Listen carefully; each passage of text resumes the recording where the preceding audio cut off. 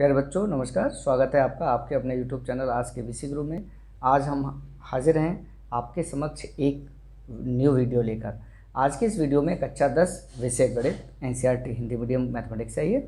और आज के इस गणित में हम जो अध्ययन करेंगे वो अध्ययन करेंगे वास्तविक संख्याओं की। ठीक है ना। ये जो मैथमेटिक्स है वो ये मैथमेटिक्स है और ये किताब है। आपने अभी तक ये किताब नहीं खरीदी है तो आप इस किताब को खरीद लें। ये यूपी स्टेट गवर्नमेंट से मान्यता प्राप्त पुस्तक है NCERT हिंदी मीडियम। और इस तरह से देखिए यहाँ पर ये आपको उत्तर प्रदेश सरकार का स्टिकर मिल जाएगा, है ना। और इस तरह से इस पुस्तक को ही खरीदें आप, चूँकि ये सरकारी किताब है। और इसका देखिए हम रेट भी आपको बता दें।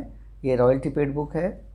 राष्ट्रीय शैक्षिक अनुसंधान और प्रशिक्षण परिषद नई दिल्ली की अनुमति और सहयोग से ये पुस्तक यहाँ पर छपी हुई है। माध्यमिक शिक्षा परिषद उत्तर प्रदेश इलाहाबाद द्वारा प्रकाशित है। ठीक है। और इसका रेट हम आपको थोड़ा सा बताने का प्रयास करेंगे।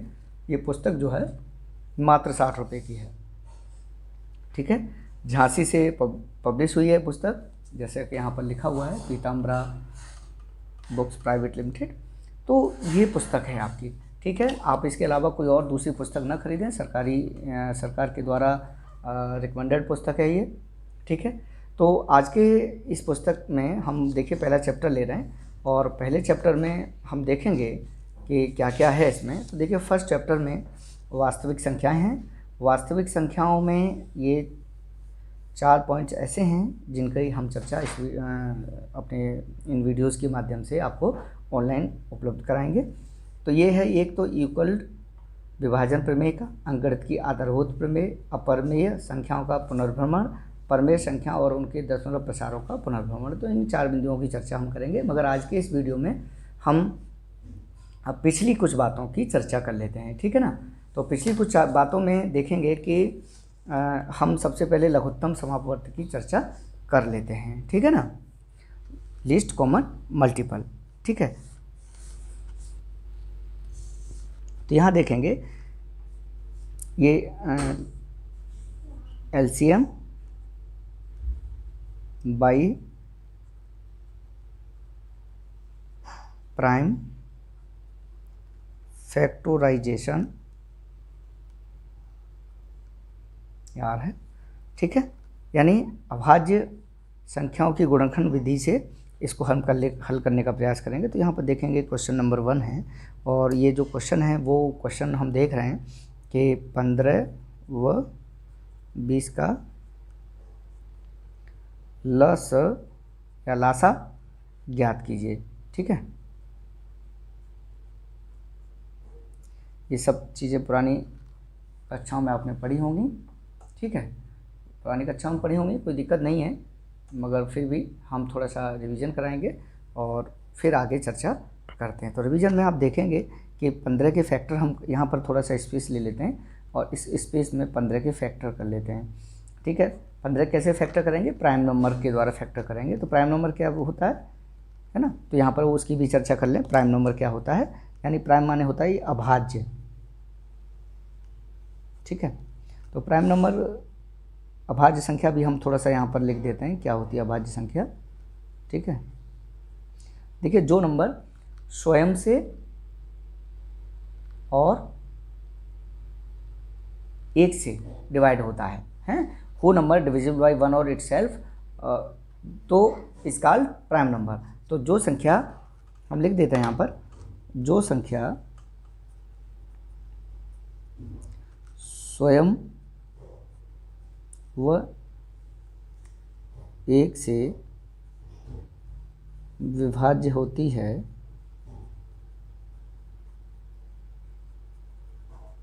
उसे अभाज्य संख्या कहते हैं।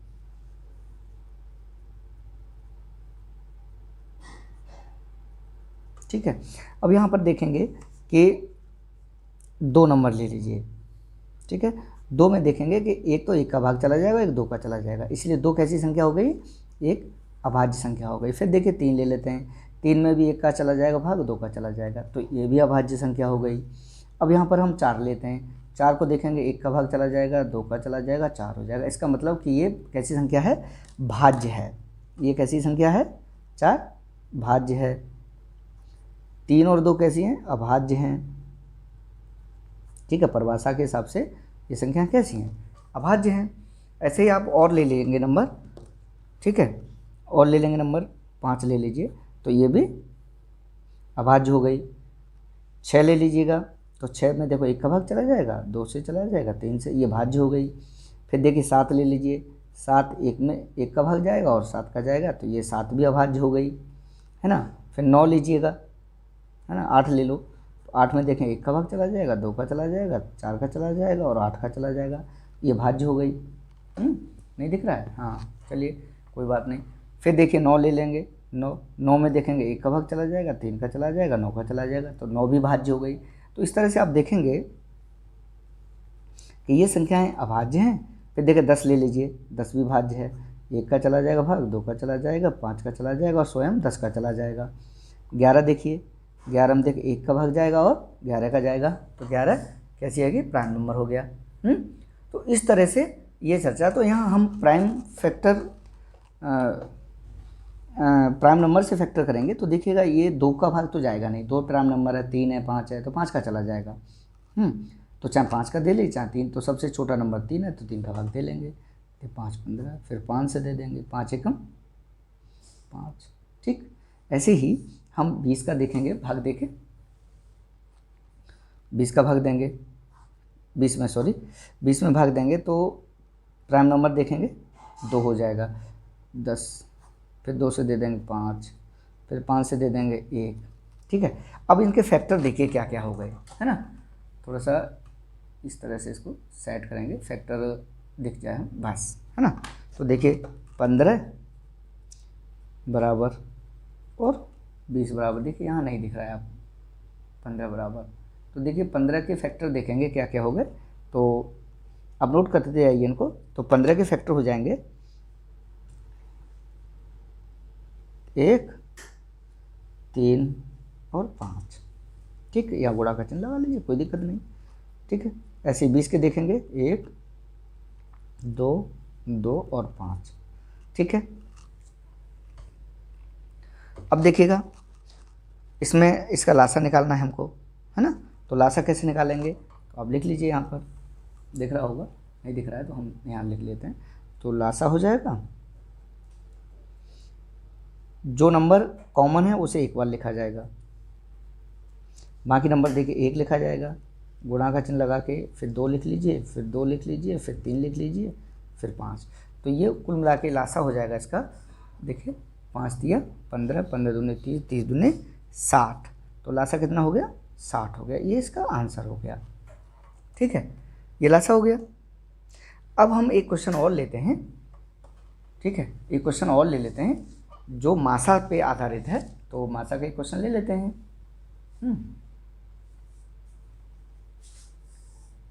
बिल्कुल सही, तो मासा पर का भी एक क्वेश्चन ले लेते हैं कि क्वेश्चन नंबर 2 है कि 15 व 20 का मासा ज्ञात करना है। ठीक है, मासा ज्ञात करना है, तो 15 20 का मासा देखिए हमने यही नंबर क्यों लिए 15 20, चूँकि उधर लासा में भी यही नंबर लिए हैं और इधर मासा के लिए भी वही नंबर लिए हैं, जिससे कि वो फैक्टर जो हमने कर लिए हैं। तो 15 के फैक्टर देखिए हमने क्या क्या किए हैं। ठीक है, तो 3, तो 5 15, 5 एकम 5। ऐसे 20 के फैक्टर हमने क्या किए हैं? 2 10, फिर 2 ले लिए 5 और फिर 5 से 1, यानी ये जो फैक्टर हैं। तो देखिए 15 के फैक्टर हो जाएंगे 1 गुणा 3 गुणा 5, 20 के फैक्टर हो जाएंगे 1 गुणा 2 गुणा 2 गुणा 5। ठीक है, देखिए मासा में क्या करते हैं हम, लासा में क्या करते थे कि जो नंबर कॉमन होता था उसे एक बार लिखते थे, बाकी शेष नंबरों को उतार के गुणा कर देते थे। इसमें क्या करेंगे, मासा में गुणा करेंगे। मासा में क्या करेंगे कि जो नंबर कॉमन होता है उसी को लेते हैं, वही मासा होता है। तो ये मासा 5 हो गया। तो ये दोनों में ये बेसिक अंतर था। और लासा मासा का अगर आपने हमारा वीडियो नहीं देखा हो तो पिछले वीडियो आप हमारे देख लीजिएगा। ठीक है, तो ये वीडियो आप हमारे देख सकते हैं। आगे देखिएगा, अब हम इसकी गुणनखंड विधि द्वारा हमने ये मासा कर लिया। थोड़ा सा हम और आगे चलते हैं, और आगे चलने के बाद हम देखेंगे कि हम 3 नंबर ले रहे हैं, क्वेश्चन नंबर, एक और क्वेश्चन ले रहे हैं 3। वो क्वेश्चन है संख्या 8, 12 व 18 का मासा। ठीक है, ये ज्ञात करना है। आप मेरे साथ साथ नोट करते जाइए, नोट नहीं करेंगे तो दिक्कत आपको हो जाएगी। ठीक है, तो यहाँ पर देखिए हम 8 के फैक्टर लिख लेंगे, यहाँ पर हम 12 के फैक्टर लिख लेंगे, यहाँ पर हम 18 के फैक्टर लिख लेंगे। तो देखिए 8 के फैक्टर क्या होंगे, आप करते जाएं। तो 8 के फैक्टर हो जाएंगे 1 × 2 × 2, ठीक है, इंटू 2। और 12 के फैक्टर हो जाएंगे 1 × 2 × 2 × 3। और 18 के फैक्टर हो जाएंगे 1 × 2 × 3 × 3। और इसका हमको मासा और लासा दोनों ज्ञात करना है। ठीक है, तो यहाँ सबसे पहले हम इसका लासा ज्ञात कर लें। लासा ज्ञात कर लें तो लासा बराबर देखिए क्या हो जाएगा, जो चीज़ कॉमन है तीनों में, तो तीनों में एक चीज़ तो ये कॉमन है। देखिए हम देख लेंगे कि एक चीज़ तो ये 2 कॉमन है, एक कॉमन सब में होगा ही, तो एक की हम चर्चा यहाँ नहीं करेंगे, तो ये पर लिखना पड़ेगा एक। 1.2। अब देखिए जो बचा, यहाँ पर क्या बचा,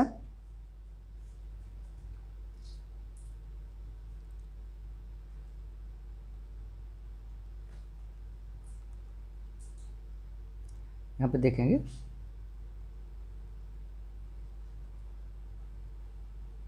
जो चीज़ कॉमन है वो इस तरह से लेंगे। तो ये 2 बच गया, तो ये 2 ले लिया, फिर ये 2 ले लिया, फिर ये 3 ले लिया, फिर ये 3 ले लिया। ठीक है, तो ये हो जाएगा 3 × 9, 9 दूनी 18, 18 दूनी 36, 36 दूनी 72, 72 हो गया। हम थोड़ा सा हल करके देख लेते हैं लासा हुआ कि नहीं हुआ। 18 चौक 72, 12 छिंग 72, 8 नेम 72। इसका मतलब है कि ये हमारा बिल्कुल सही हो गया। अब मासा हम ज्ञात करते हैं इसका। मासा ज्ञात करते हैं। ठीक है, तो मासा बराबर, मासा में क्या होता है कि जो नंबर कॉमन होता है, जो नंबर कॉमन होता है उस कॉमन नंबर को ही केवल लिखते हैं। तो मासा इसका जो हो जाएगा वो हो जाएगा, एक तो ये कॉमन है, तो ये सब में कॉमन होता है तो इसकी कोई बात नहीं है, फिर ये 2 कॉमन है, उसके बाद कोई भी नंबर कॉमन नहीं है, तो मासा जो हो जाएगा वो केवल 2 हो जाएगा इसका। ठीक है, तो इस तरीके से हम लासा और मासा ज्ञात कर लेते हैं। एक आध क्वेश्चन और कराएंगे और उसके बाद थोड़ा सा हम आगे चलते हैं। ठीक है ना। अब बात आती है कि अपवर्तक की और अपवर्त की। ठीक है, पहले उसकी चर्चा कर लेते हैं यहाँ पर।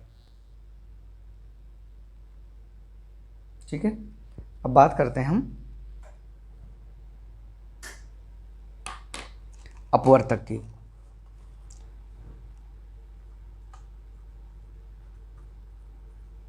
तो आप मेरे साथ कॉपी कलम निकाल के लिखिएगा। ठीक है, लिखिए कोई संख्या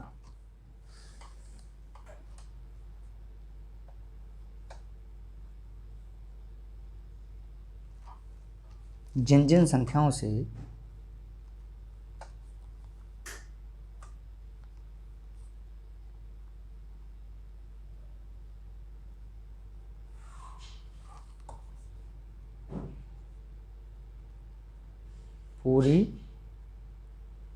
पूरी विभाजित हो जाती है,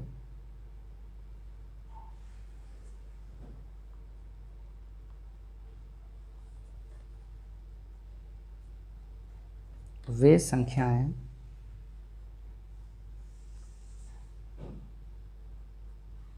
उस संख्या की अपवर्तक कहलाती हैं।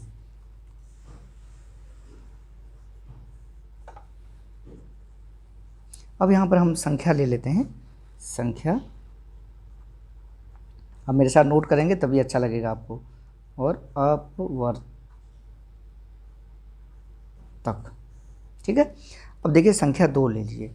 देखिए 2 संख्या, पहले हम संख्या 1 ले लेते हैं। 1 का अपवर्तक 1 ही होगा। ठीक है, संख्या 2 ले लेते हैं। 2 में देखिएगा किस किस का भाग चला जाएगा, एक तो 1 का भाग चला जाएगा और एक 2 का चला जाएगा, वही तो अपवर्तक होंगे।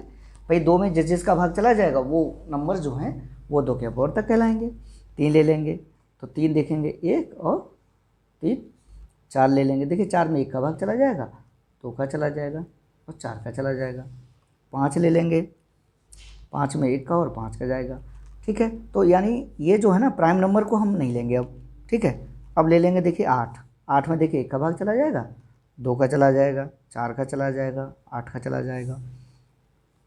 15 ले लेंगे, 15 में देखो 1 का भाग चला जाएगा, 3 का चला जाएगा, 5 का चला जाएगा और 15 का चला जाएगा, स्वयं 15 का भी चला जाएगा, सॉरी हाँ। ठीक है, ऐसे ही और नंबर ले लेते हैं। 15 के बाद एक नंबर ले लेते हैं हम 17 ले लेते हैं। 70 में 1 का भाग चला जाएगा, 2 का चला जाएगा, 5 का चला जाएगा, है ना, 7 का चला जाएगा, 10 का चला जाएगा और 14 का चला जाएगा और 70 का चला जाएगा, सॉरी 15 का तो जाएगा ही नहीं। ठीक है, 35 का चला जाएगा, अभी लिखिए, है ना, 35 का चला जाएगा और फिर 70 लिखिए आप। तो ये देखिए ये सारे नंबर जो हैं वो 70 के क्या हैं, अपवर्तक हैं। फिर एक नंबर और ले लेते हैं, 84 ले लेते हैं। 84 में देखें किस किस का भाग चला जाएगा, 1 का चला जाएगा, 2 का चला जाएगा, 3 दूनी 6, 3 का चला जाएगा। जब 2 और 3 का चला जाएगा तो 6 का भी चला जाएगा, 4 का भी चला जाएगा। अब देखिए 6 का चला जाएगा तो 6 दूनी 12 का भी चला जाएगा। अब 4 तिया 12 है, 4 दूनी 8 का चला जाएगा, फिर 3 चौक 12 का चला गया, फिर 14 का चला जाएगा, 7 का भी चला जाएगा, तो 8 7 भी लिख दिए, कोई दिक्कत नहीं।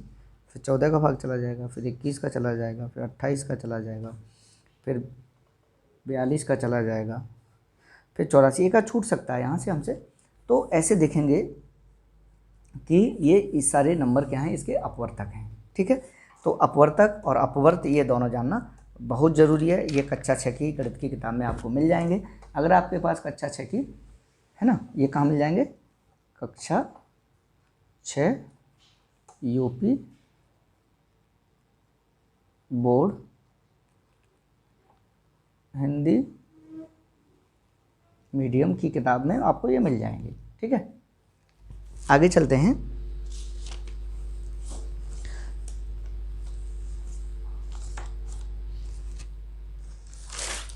आगे देखेंगे कि इसमें हमने मुख्य मुख्य बातें हमने क्या समझी, उन मुख्य बातों को यहाँ पर हम चर्चा कर लेते हैं। ठीक है ना, तो वो मुख्य बातें कौन कौन सी हैं इनको आप समझने का प्रयास करिए।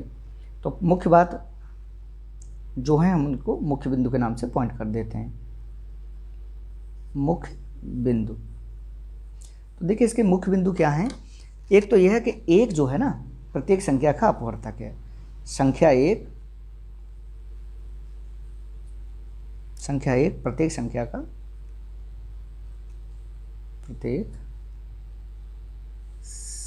का अपवर्तक है।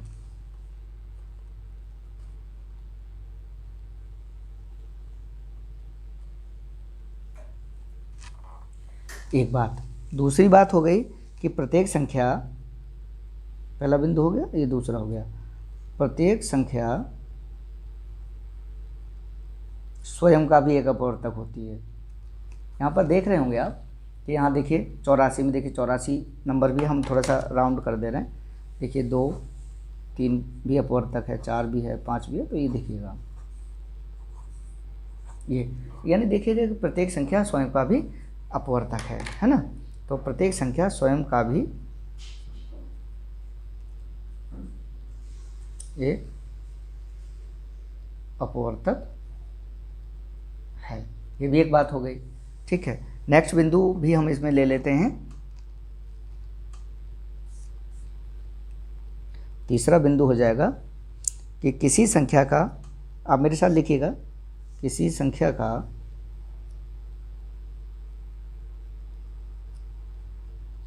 प्रत्येक अपवर्तक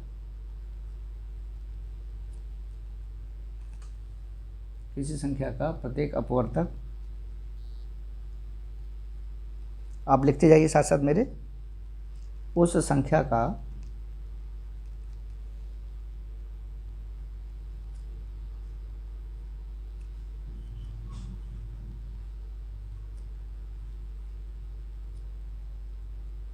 पूर्ण विभाजक है। ठीक है, यानी किसी संख्या का प्रत्येक अपवर्तक, देखिए कोई संख्या देख ले रहे हैं यहाँ पर, तो देखिएगा कि प्रत्येक अपवर्तक यानी 4 ही ले लीजिए, तो 4 का पूरा पूरा भाग जा रहा है, यानी पूर्ण विभाजक है। ठीक है, चौथा बिंदु है किसी संख्या के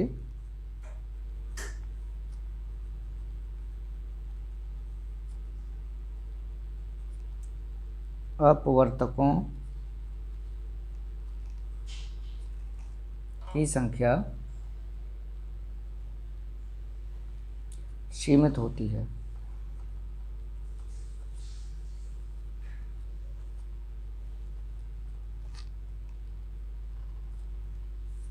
फिर नेक्स्ट बिंदु हो जाएगा 5वां। ठीक है, किसी संख्या के अपवर्तकों की संख्या कैसी होती है, सीमित होती है। और 5वां हो जाएगा किसी संख्या का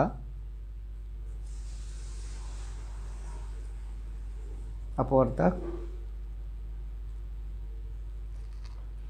उस संख्या से छोटा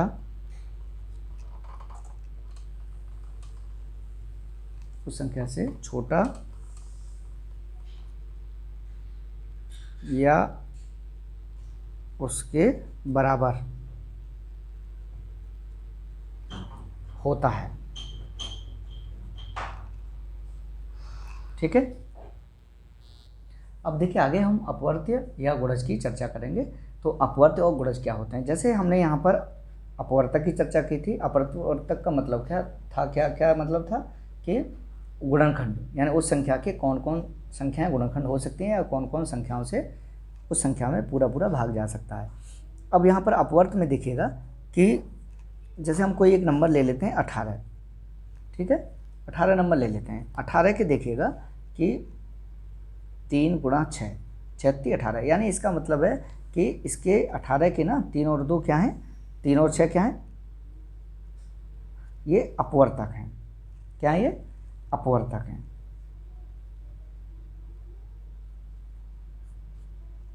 ये क्या है, सॉरी, अपवर्तक हैं ये।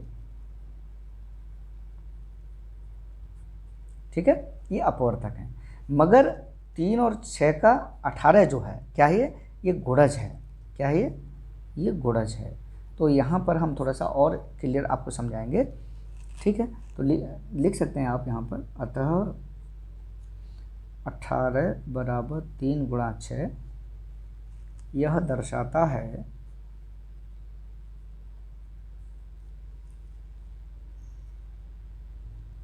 कि 3 और 6, ठीक है, संख्या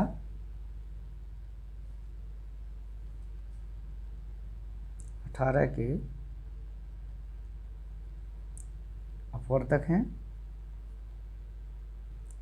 तथा 18 संख्या 3 व 6 का एक अपवर्त या गुणज है। हम इसको किसी एक एग्जाम्पल के माध्यम से भी थोड़ा सा हम समझने का प्रयास करेंगे। थोड़ा सा हम चलते हैं, ठीक है, बस यहाँ पर है ना। तो देखिएगा, संख्या और गुणज और या अपवर्त। तो यहाँ पर देखिएगा, हम संख्या 2 ले लेते हैं। तो 2 में क्या के गुणज क्या क्या हो जाएंगे, 2 एकम 2, 2 दूना 4, 2 तिया 6, 2 चौक 8, 2 पंजे 10, 2 छिंके 12, 2 सत्ते 14, बहुत सारे गुणज हो जाएंगे। यानी कहने का मतलब है, हमने यहाँ पर आपको ये बताया था कि यहाँ पर देखिए थोड़ा सा एक चीज़ हमने यहाँ बताई थी। चौथा बिंदु देखिएगा यहाँ पर कि किसी संख्या के अपवर्तकों की संख्या कैसी होती है, सीमित होती है। और मगर यहाँ पर देखिए कि किसी संख्या के गुणज या अपवर्तियों की संख्या कैसी हो जाएगी, असीमित हो जाएगी। तो ये बिंदु आप अपने दिमाग में इस बात को रखिएगा। ठीक है, आगे चलते हैं। फिर 5 का देखिएगा गुणज। तो 5 एकम 5, 5 दूनी 10, 5 या 15, 5 चौक 20, 55, 25, 5 छक्के 30, इस तरह से। ठीक है, ऐसे ही 16 का ले लें, 16 एकम 16, 16 दूनी 32, 16 ती 48, 16 चौका 64, ठीक है, 16.80, इस तरह से। तो इससे निष्कर्ष क्या निकला, थोड़ा सा इसके निष्कर्ष की भी हम यहाँ पे चर्चा कर लेते हैं।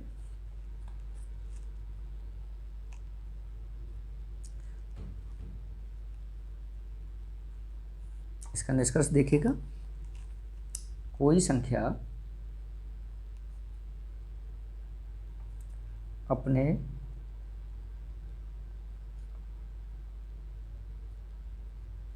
प्रत्येक अपवर्तक का अपवर्त्य होती है।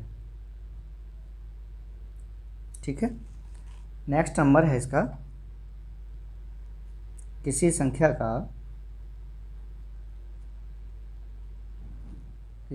का प्रत्येक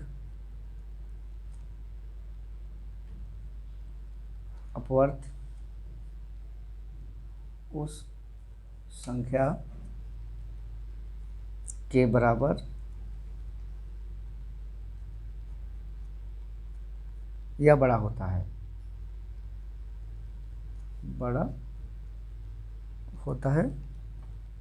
प्रत्येक संख्या, नेक्स्ट है कि प्रत्येक संख्या स्वयं का एक अपवर्त्य या गुणज होती है। किसी संख्या के, अगला है, किसी संख्या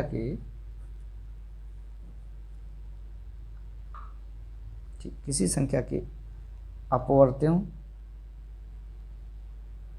यानी गुणजों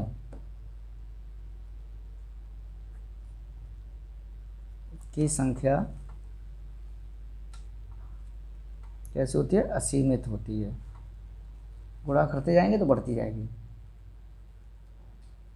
ठीक, तो ये हमने आपको इस वीडियो में क्या बताया, अपवर्त्य बताया, अपवर्तक बताया और लासा मासा की भी एक विधि आपको बता दी। अब देखिएगा, अब आप सोचेंगे कि कैसे हमने इन सब का आपके चैप्टर से क्या लेना देना है।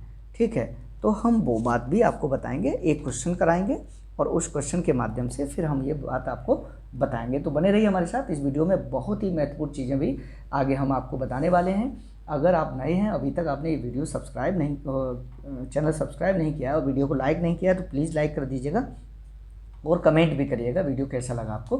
ठीक है, तो बने रहिए हमारे साथ, आगे चलते हैं।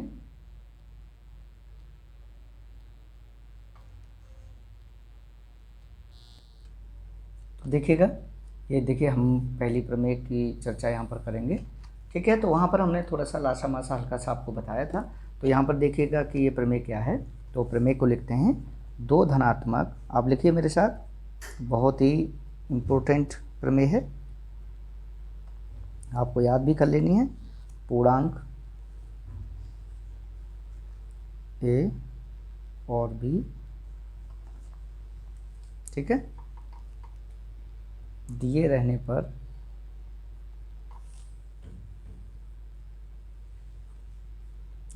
पर ऐसी अद्वितीय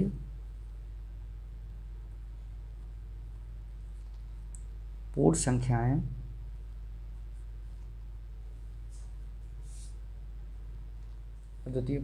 संख्याएं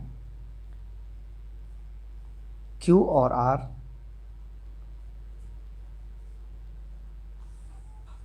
विद्यमान हैं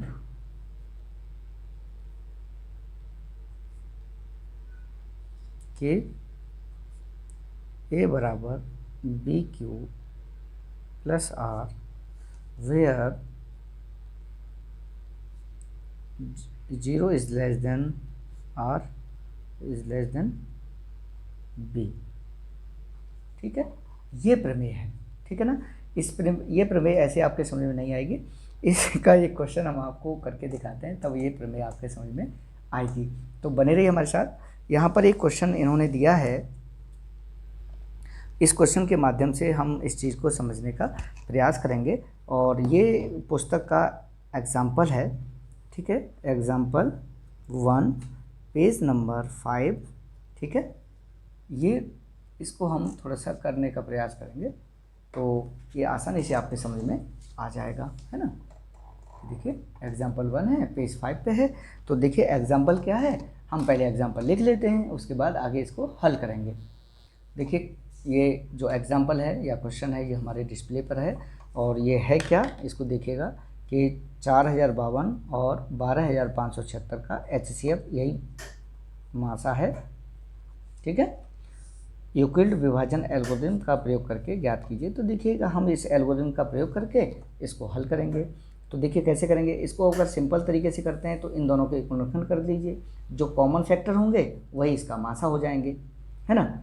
तो आप इसको तो करके देखिएगा ही, जो हमने पिछला तरीका बताया, मगर आज हम इस एल्गोरिथम का प्रयोग करके इसको बताएंगे। तो आप देखिएगा और कहिए तो हम उस तरीके से भी आपको करके दिखा दें, ठीक है। तो हम वो चूँकि तरीका आप आराम से कर सकते हैं, इसके फैक्टर कर लीजिएगा, इसके फैक्टर कर लीजिएगा। हम आपको थोड़ा सा बता देते हैं, 4052 के फैक्टर कर लीजिए और 12576 के फैक्टर कर लीजिए, और जो कॉमन फैक्टर हों, ठीक है, जो कॉमन फैक्टर हो वो कॉमन फैक्टर यहाँ पर लिख दीजिए। तो ये आपका उत्तर आ जाएगा। इसको आप करिएगा, हम थोड़ा सा इसको आगे कराते हैं, ठीक है। तो देखिए आगे हम कराते हैं तो इसमें देखेंगे कि मासा निकाल रहे हैं, ठीक है। तो 4052 का भाग हम देंगे 12576 में, इस तरीके से, ठीक है। देखिए होता क्या है, इसको हल करने का एक तरीका होता है ना।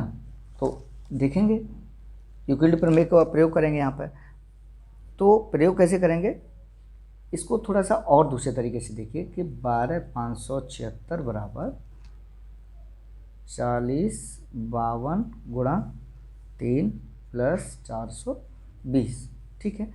ये देखिएगा कि कहीं ना कहीं से यही प्रमेय है, ठीक, जो यहाँ पर इस तरह से, ये होगी कैसे, इसको हम आपको बताते हैं। तो ये हो जाएगा, देखिए यहाँ पर 4052 12576, ठीक। अब देखिए इसका भाग देंगे तो देखिए हम थोड़ा सा यहाँ इन दो नंबर की चर्चा यहाँ से करते हैं। 4 तिया 12, 3 बार भाग चला जाएगा, ठीक है। तो देखिए 3 बार भाग देते हैं यहाँ पे, 3 बार। तो देखिएगा 3 दूनी 6, 5 तिया 15, 5 1 और 4 तिया 12, घटा देंगे तो 0, यहाँ 2 आ जाएगा, यहाँ 400 आ जाएगा, ये 420 शेष बचा। अब इस 420 का भाग हम 4052 में देंगे, 4052 में। तो देखिए कितने बार जाएगा, वैसे चला जाना चाहिए था ये 9 बार, है, तो 9 लिख लिया। तो 0, 9 दूनी 18, 1 और 9 चौक 36, 37, इसको घटाएंगे, 2 बचा, 15 7 बचा, ये हो गया 9 7 2 272, ठीक है, हो गया। अब 272 का भाग देंगे हम 420 में, 420 में देंगे तो देखिए 2 बार जाएगा नहीं, एक ही बार जाएगा, तो 272 घटा देंगे तो यहाँ 8 बचेगा, और यहाँ पर बचा 1, 11 हो गया, 4 148। अब 148 दिख रहा है ना, अब 148 का भाग दे देंगे हम 272 में, तो ये भी एक बार जाएगा, तो ये हो जाएगा 12, 4 बचा, और यहाँ बचा 6 2 124। अब 124 का भाग दे देंगे 148 में, तो 124 एक बार गया। अब बचा कितना, 4, और यहाँ बचा 24। अब देखिएगा 24 का भाग दे देंगे 124 में, थोड़ा सा हम यहाँ पे स्पेस की कमी पड़ गई है तो थोड़ा सा यहाँ ले लेते हैं। 24 का भाग कितना दे दें, 124 में, तो 24 छिक्के चौक 24 और 6 दूनी 12, और 5 से दे दें, तो देखिए 5 चौक 20, 2 और 5 दूनी 10, 2 12, बचा कितना 4, और ये 24, तो ये 24 में 4 का भाग 24 में दे देंगे, तो 4 छिंके 24। यहाँ पर शेषफल शून्य होता है। इसका मतलब ये HCF क्या हो गया, HCF बराबर 4। किस नंबर का HCF 4 हो गया कि नंबर 4052 एंड 12576 का HCF बराबर 4 हो जाएगा। तो यानी एक इस तरीके से इसको कहते हैं कि भाग विधि से मासा ज्ञात करना, भी एक तरह से आप कह देंगे। तो ये इक्वल विभाजन प्रमेय की सहायता से हमने क्या किया कि मासा ज्ञात कर लिया, ठीक है ना। तो हम इसको क्वेश्चन को देखिएगा इस तरह से डिस्प्ले पे लगाते हैं कि आप आराम से इसको कर सकें, ठीक है। यहाँ पे लगाते हैं, आप नोट कर लीजिए इसको। तो इस तरीके से इस प्रमेय के प्रयोग करके हमने क्या निकल लिया, मासा ज्ञात कर लिया। अब एक दूसरा जो तरीका हम आपको जो बता रहे थे, है ना, आप वीडियो को स्टॉप करके भी आप नोट कर सकते हैं। जितना छूट गया वहाँ वीडियो स्टॉप कर लीजिए, स्टॉप करने के बाद आप फिर उसको कर लीजिएगा, ठीक है। तो ये थोड़ा सा ये है, आप थोड़ा सा एक एक्स्ट्रा चीज़ सीख जाएंगे। तो प्यारे बच्चों, हमको आशा है कि आपने ये वीडियो अच्छे से समझा होगा, आपको ये वीडियो अच्छा लगा होगा। अगर ये वीडियो अच्छा लगा हो आपको तो आप कमेंट करिए और इसको नोट डाउन कर लीजिएगा जो आपके काम आने वाला है। तो चलिए मिलते हैं बच्चों, प्यारे बच्चों, अगले वीडियो के साथ। अगर आप नए हैं और आपने ये वीडियो देखा है, अच्छा लगा है तो लाइक कर दीजिए, और चैनल अगर अभी तक आपने सब्सक्राइब नहीं किया तो सब्सक्राइब कर दीजिए, ठीक है, जिससे कि आप हमारे अगले वीडियो भी देख पाएंगे। और नोटिफिकेशन बेल को पुश करना मत भूलिएगा, जो हमारे नई वीडियो की सूचना आपको देगा, लाइव सेशन की सूचना देगा। तो बने रहिए हमारे साथ। आप देख रहे थे आस्क ABC गुरु। मैं चैनल का नाम यहाँ पर लिखता हूँ ASK, यहाँ स्पेस रहेगा, फिर ABCGURU। ये हमारा यूट्यूब चैनल है। यूट्यूब पे जाके आप सर्च करेंगे तो ये हमारे चैनल पेज पर पहुँच जाएंगे। अगर आपको कोई विशेष वीडियो सर्च करना है तो आप लिखेंगे, हम थोड़ा सा और ऊपर बता देते हैं, आप लिखेंगे ASK ABCGURU स्पेस, अगर आप मान लीजिए आप ये लिख देंगे यूक्लिड प्रमेय, यहाँ पर लिख देंगे,